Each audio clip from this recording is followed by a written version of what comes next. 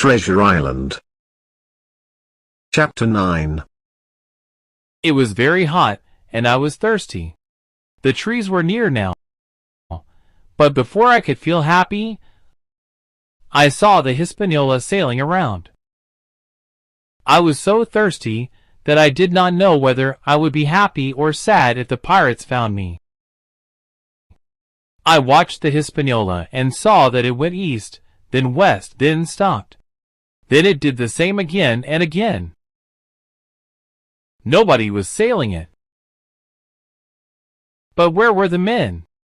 I thought if I could get onto the ship, I could return it to Captain Smollett.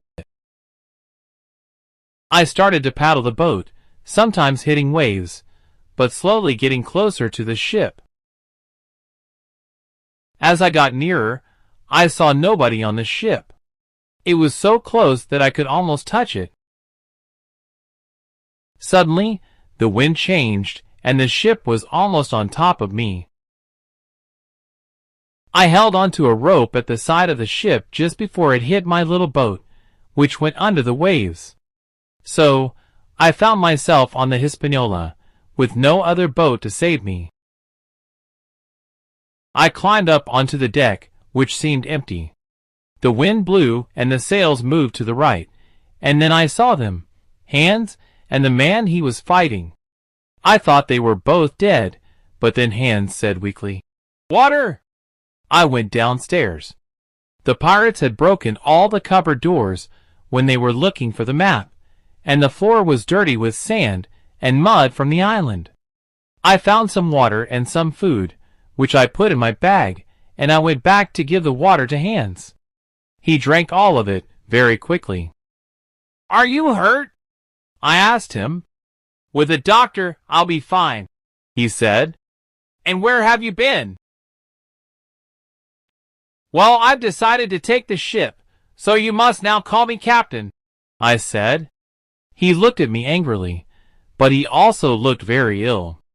"Also, Mr. Hans, we can't have this flag on the ship," I said, and then I went to take down the black pirate flag. Hans looked at me, and then said, "You'll want to go to the island. Won't you, Captain Hawkins?" "Let's talk." "That's a good idea," I agreed.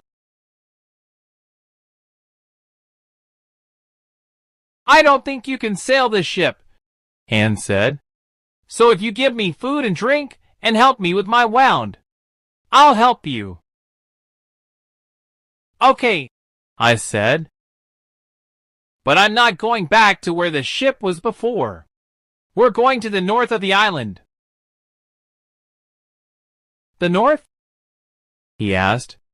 "Of course, I'll sail the ship wherever you want to go." So, I agreed to help him. I found a bandage to put on his wound, and I also gave him some food and some more water. He soon looked better. He told me how to sail the ship.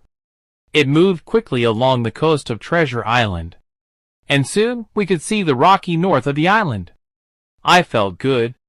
I had water and food. The only thing that worried me was Hans.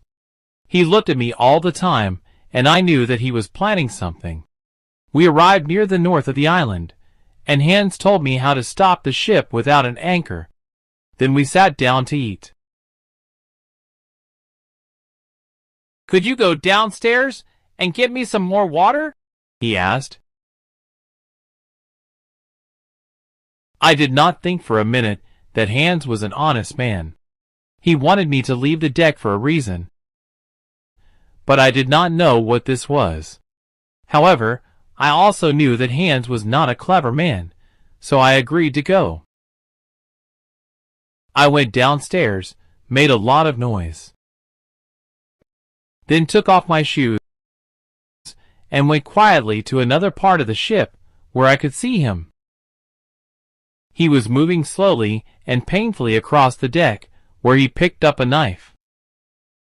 He then hid the knife in his jacket and sat down where he was. Now I knew that he could move, that he had a weapon, and that he planned to hurt me. I did not know what he planned to do after that. but I knew that he could not hurt me until the ship stopped in a safe place near the island. I went back downstairs, put on my shoes, and returned with a bottle of water. Hans was sitting quietly, and took the bottle without saying thank you. Then he said, "Look, the wind has changed. If we move the ship now, we'll be safe." We had only 2 miles to go to the shore. It was difficult to get to the correct place on the coast, but Hans told me what to do. This part of the island was full of trees, and we could see the wreck of an old ship lying on a flat beach. "We can stop there on the beach," said Hans. I steered the ship slowly onto the beach, where it stopped with a low noise. I was so excited to arrive back at the island that I forgot to watch Hans. I suddenly turned round, and there he was, standing with a knife in his hand. I cried out, and he jumped at me. I moved quickly to one side, and he fell on the deck. Before he could stand up again, I took a gun from my jacket. However, the gun was wet from my journey, and it did not work. I was very angry with myself. I was surprised at how fast he could move with the wound in his leg. As he ran towards me, I got ready to run away from him again, and he stopped. I remembered a game that I used to play with my friends in Black Hill Cove. When one of us would try to catch the other, I was always good at this game, and I thought that I could easily run away from this older pirate with a bad leg. At that moment, a wave hit the Hispaniola. When the ship moved, we both fell over, and I nearly fell onto Hans. Before he could stand, I decided to climb up the mast of the ship, up in the sails.